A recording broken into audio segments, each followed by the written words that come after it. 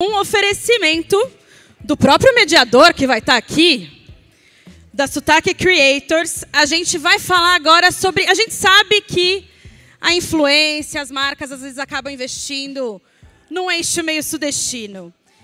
E acho que esse painel é super importante para a gente trazer essa provocação. Será que o marketing de influência tem CEP? Não sei, vamos debater, mas a gente quer que não tenha, não é mesmo? Não queremos que seja só esse eixo Rio-São Paulo. Então eu chamo aqui para o palco um oferecimento dele, esse palco, afinal, da Sotaque Creators, o Vini Machado, que é CEO da Sotaque. Muito obrigada, Vini, senta aqui com a gente. Luana Lima, maravilhosa, booster, criadora de conteúdo, produtora de moda, direto de Salvador, Bahia. Will, vem pra cá. Will e Esté. Ah, eu era o Esté primeiro, desculpa. Will, senta aqui com a gente. Se quiser, pode sentar ali. Esté, senta aqui. Esté, maravilhosa, da terra do melhor pão de queijo desse mundo. O palco é de vocês, gente. Muito obrigada. Obrigado. Bom dia, pessoal. Feliz demais estar nesse palco.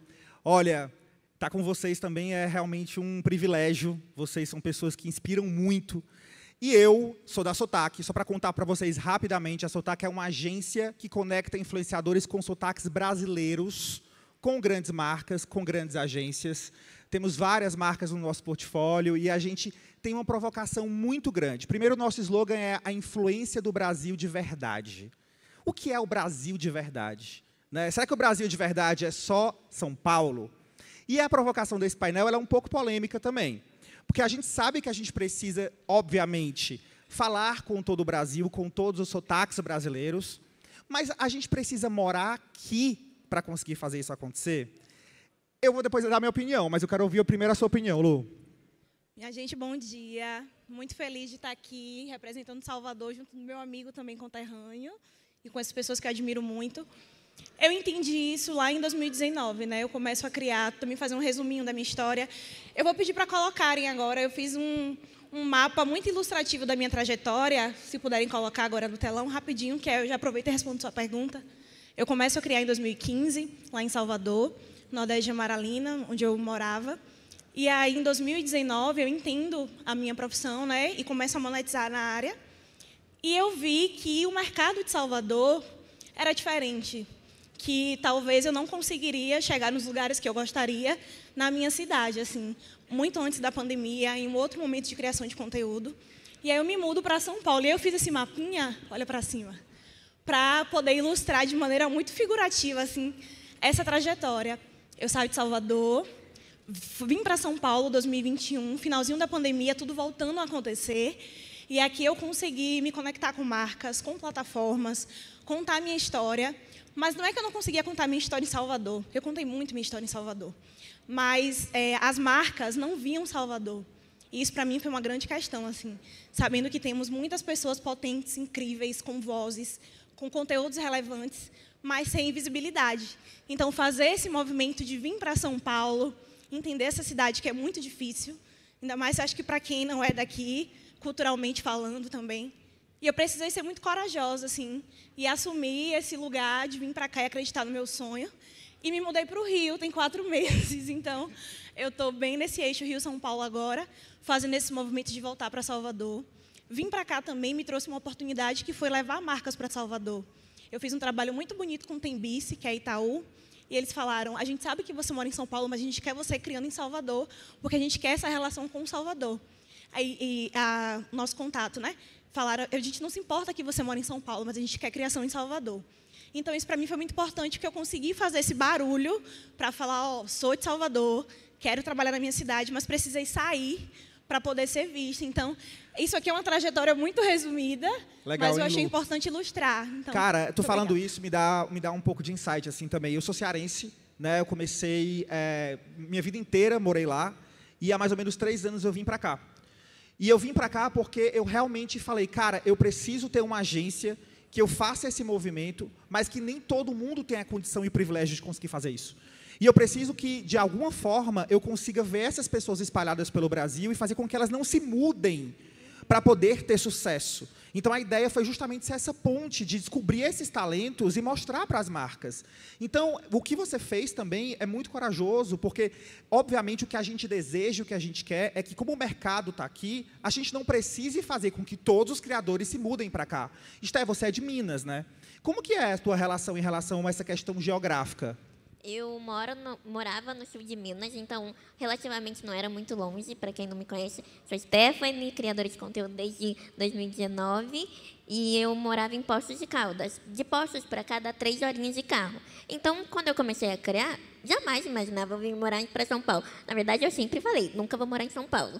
Cá estou morando em São Paulo. E aí, quando eu entrei na agência em 2022, o Vitor sempre me falava, Stephanie, você precisa vir para São Paulo, as coisas vão mudar, vão... Não que não me tinha trabalho, mas ele falava, vai vir mais trabalho, mais possibilidade, mais eventos.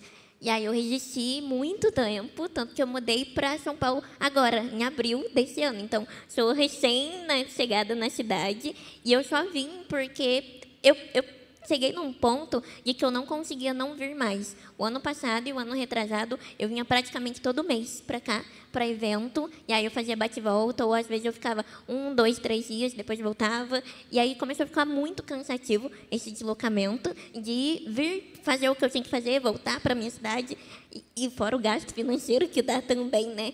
E aí o Vitor, Stephanie, você tem que decidir. O que você vai fazer? Você vai ficar em Poços ou você vai ficar em São Paulo? E aí eu falei, cara, eu quero que minha carreira melhore. Então, eu quero evoluir, eu quero crescer, eu quero ter mais trabalhos, mais possibilidades. Se ir para São Paulo vai me trazer isso, eu tive que decidir. E aí eu vim. Foi, assim, uma decisão muito difícil, porque eu amo a minha cidade. Eu sempre falo nos meus stories com meus amigos, com o pessoal, eu falo, gente, eu amo a minha cidade, é incrível. É uma cidade, não é pequena, então, assim, sair de lá foi um parto mesmo, sabe? Uma dor. Eu te entendo muito. Exato. Muito. Também te entendo. Mas hoje em dia é engraçado que eu acho que eu me acostumei já com São Paulo. Não tem como não se acostumar, né? Ou você se acostuma ou você é atropelado pela cidade. Então, foi meio que isso. Tá, eu preciso estar aqui, então, ok, aceito. Will, dá para fazer sucesso, ganhar dinheiro sendo um criador, morando na sua cidade? Bom dia, gente. É um prazer estar de volta. Muito bom estar aqui nesse palco com vocês. Agora, um pouco melhor do que da primeira vez, né? Agora, já um talento Play 9 ou Play 9 para alguns, embaixador Play Nest, que vai na contramão desse movimento.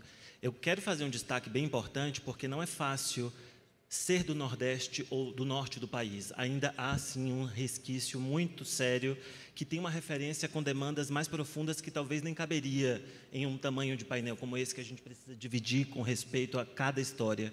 Mas, no geral, ainda as marcas olham bem pouco para os criadores de conteúdo nordestinos. Então, eu tenho muito orgulho de ser um representante, embaixador de um aplicativo que tem uma ideia de democratizar e dar acesso, criando essa ponte que vai ligar o influenciador à marca, porque, de fato, eu sucumbiria do contrário.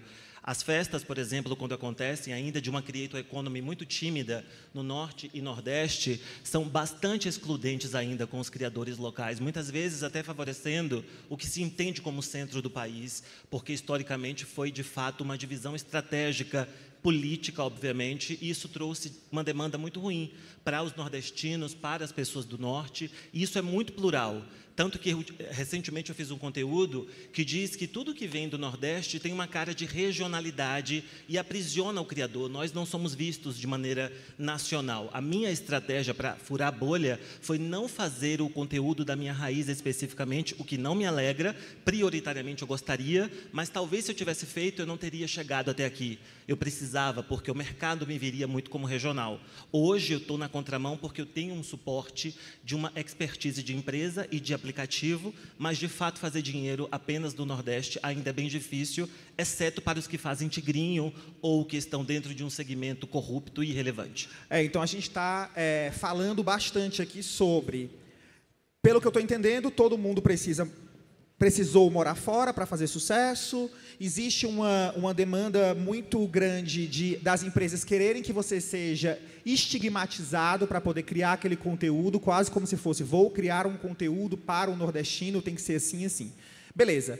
Mas, ao mesmo tempo, a gente entende que é preciso e é necessário a gente fomentar e estimular cada vez mais e provocar, e é por isso que a gente está aqui, para que as empresas olhem para todo o Brasil, não só o Nordeste, mas para todo o Brasil, para o agro, para o Norte, para o Nordeste, para o Sul do país. Tem marcas, por exemplo, desculpe incomodar e interrompê-lo, que não enviam o kit só porque a gente está no Nordeste.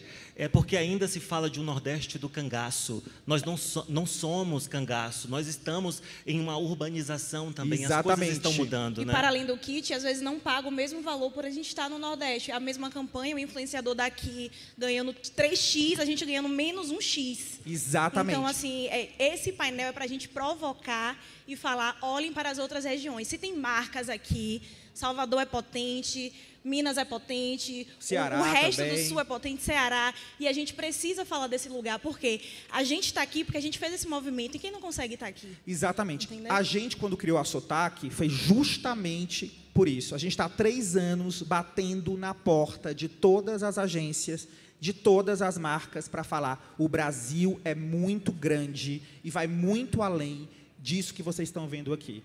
A gente consegue criar ferramentas, a gente consegue enviar o kit, a gente consegue fortalecer. Por quê? Porque quando a gente faz isso, a gente também começa a mostrar para o mercado de publicidade como um todo que tem como fazer.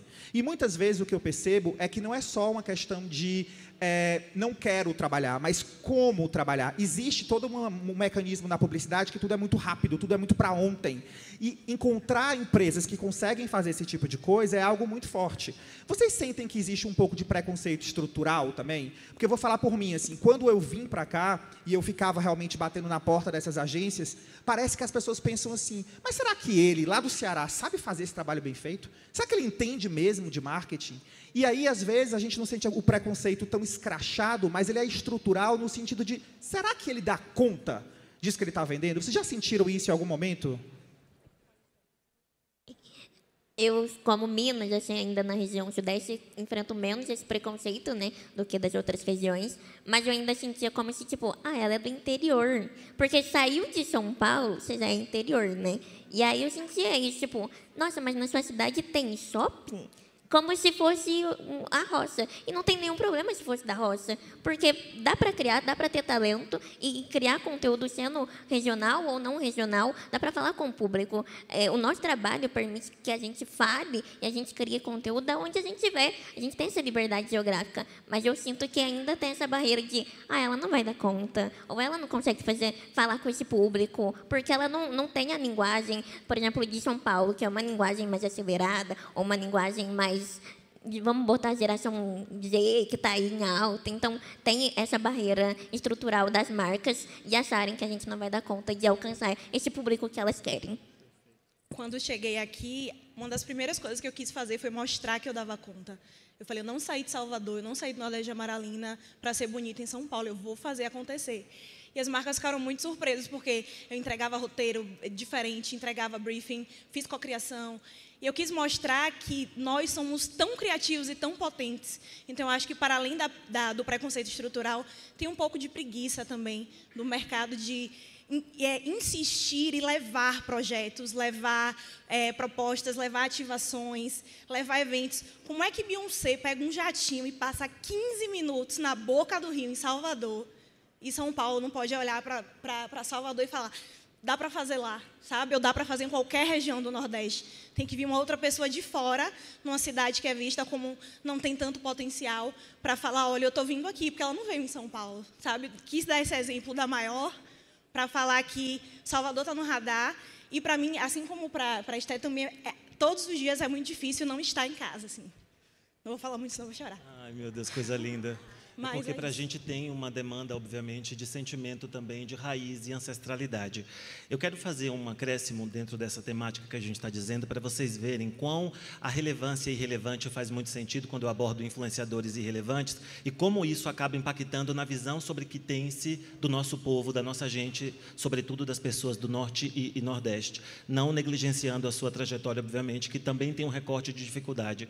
Mas, quando uma das influenciadoras presas por suspeita de lavagem lavagem de dinheiro, vai presa e diz que ela é só presa porque ela é nordestina, ela cria uma demanda sobre uma visão de criminalizar, quando, na verdade, ela faz exatamente o crime. Então, isso respinga no raciocínio, isso leva uma mensagem xenofóbica também, porque o que se vê de maneira grotesca, muito de não ter um zoom sobre como as pessoas estão ali, elas não são um todo, elas têm individualidade. Então, essa contraditoriedade é proposital porque tem alguém lucrando. Enquanto os influenciadores honestos, que estão tendo o seu corre, só vão conseguir se tiverem a oportunidade que foi dada para mim em uma agência reconhecida, ser embaixador de algo interessante. Mas a gente sabe que é muito difícil para os outros. O outro tem um rancho, então você tem duas pessoas que poderiam representar essa demanda e que levam a mensagem de corrupção. Isso vai respingar em nós e por isso a gente se emociona, porque é mais difícil alcançar. Mas eu acho assim que também a gente tendo consciência de tudo isso e a gente estando no lugar onde a gente está aqui, sentado nesse palco para falar para muita gente, a gente também tem um papel muito forte de mostrar que dá certo, de mostrar que a gente consegue, de ser inspiração. Né? Eu, com a minha agência, fazendo e mapeando essas pessoas e conectando com as marcas e brigando com a publicidade, falando é isso que a gente vai conseguir fazer, esse é o nosso lugar, dê voz. A gente tem influenciadores que moram no interior do agro, por exemplo, sei lá, do centro-oeste, que nunca entraram num avião na vida, nunca saíram da sua cidade e hoje fecham com grandes marcas, como a Coca-Cola, por exemplo. Por quê? Porque a gente pode ser um papel e pode ser um instrumento para conseguir fazer com que isso aconteça. Eu sempre falo que é interessante a gente reconhecer o lugar, é interessante a gente entender a problemática, mas também cabe a gente a ir para cima, lutar e mostrar que as oportunidades podem acontecer. Vocês acham hoje, quais são as dicas que vocês poderiam dar hoje para as pessoas que não têm a capacidade financeira, que não têm realmente a possibilidade ou não teve a coragem suficiente de largar a sua cidade ou de querer continuar morando lá e fazer sucesso de onde ela está? Existe algum contexto? Eu poderia dizer, por exemplo, até falando com uma amiga minha que não vai sair da cidade dela e tem um super engajamento do tipo, cara, encontra ferramentas de chegar nessas pessoas. Às vezes até um LinkedIn, e você mandar um direct para uma pessoa do LinkedIn que trabalha com a marca, já é uma forma da pessoa te encontrar. Né? Para a gente sair desse lugar de só se colocar naquele papel de que é difícil, mas o que é que a gente pode trazer de proatividade para fazer a diferença? Alguém, gente? Posso? Não. Acho importante também, mas eu acho que fazer movimentações para ser visto é minha dica, assim. Eu não gostaria de ter saído de Salvador, mas se eu não saísse de Salvador, eu não estaria nesse palco falando para vocês. Então, eu acho que é importante, sim, a gente continuar onde a gente está, mas entendendo que nossa profissão é uma profissão de expansão, a gente precisa ser visto. E nós, enquanto nesse lugar, né, ainda de norte e nordeste, onde as pessoas não estão querendo nos ver, a gente tem que aparecer. E aparecer em lugares estratégicos, com relação com marca, fazendo bons trabalhos para que possam vir outros trabalhos. E a partir desses trabalhos, entendendo, né, outros contatos, estar em eventos relacionados à Creator Economy, estudar o mercado. Eu vejo muita gente querendo criar conteúdo e só criando. Você tem que estudar. Você tem que entender o que você quer fazer, você tem que fazer conteúdo com propósito, que é o que eu levo, assim. Eu faço conteúdo, mas eu faço conteúdo para quê, para quem, para quê, com o que eu vou comunicar. Então, se eu estou aqui nesse espaço hoje, dividindo esse painel com vocês, é porque eu fiz por onde, sabe? Eu estudei, eu busquei ferramentas. Eu acho que essa é a minha dica, assim. Dá para você. Fator de soma. E acreditar onde você está, e acreditar no seu trabalho. Eu sei que acreditar pode ser pouco, né? Mas fazer essas movimentações assim para que hoje, a gente está em 2025, não está em 2015. Eu comecei há 10 anos atrás, então assim, era um outro mercado, era um outro lugar. Então hoje a gente consegue trabalhar com propósito, estratégia, de onde você estiver, no Acre, no Nordeste, Salvador, em Minas, querer se organizar, fazer, correr atrás, porque não cai do céu, a gente sabe que não cai do céu. E é isso, aproveitar as oportunidades. A gente precisa de oportunidade, inclusive enaltecendo um evento como esse, né, amiga? Total. Porque, assim, gente, eu fui demitido por conta dos conteúdos e tem muito da Rafa nisso, né? Ela pega um vídeo meu TikTok que viralizou, traz para um dos seus eventos, a empresa descobre que eu sou criador de conteúdo, minha vida vira um inferno e depois ficou bom. E aí ela me traz finalmente para São Paulo para presencialmente falar pela primeira vez. Foi quando eu subi num palco. Aí eu conheço o Serrinha Play 9 e as coisas acontecem. Conhecer pessoalmente, porque a gente já tietava. Então eu estou falando aqui, foi preciso ter me dado a oportunidade. Então, o poder que isso tem. Então, eu tenho uma relação de muito amor por esse evento. Eu acho que, para mim, é o mais importante no cenário, sobretudo porque mudou a minha vida, né? A minha vida virou, assim, muito e rápido até para o que a gente vê de cenário, mas porque tinha um propósito, como deve ser para você também, né? Sim, é o que a Lu falou. Se mostrar, a internet é algo globalizado hoje em dia. Então, da onde a gente está, a gente pode ser visto. E fazer um bom trabalho faz com que as marcas nos veem, as pessoas nos veem, então a gente consegue alcançar. Persistir na cidade o máximo possível, como eu fiz, que existir o máximo possível, é necessário para você lembrar de onde é sua essência, de onde está sua carreira inicial, de onde você veio, para você sempre olhar com esse carinho para o seu início e, se possível, venha para São Paulo, faça dinheiro e volte para sua cidade, como a Lu quer fazer. Eu ainda estou aqui no início do fazer o dinheiro, mas é possível trabalhar na internet. Eu posso dizer por mim mesma, é possível trabalhar na internet da cidade que você veio, do interior da Bahia, do interior de Minas. É possível. Eu fiz um bom dinheiro até hoje em dia. Só vim para São Paulo porque foi necessário, mas dá para fazer. Tá rica. Só uma última dica.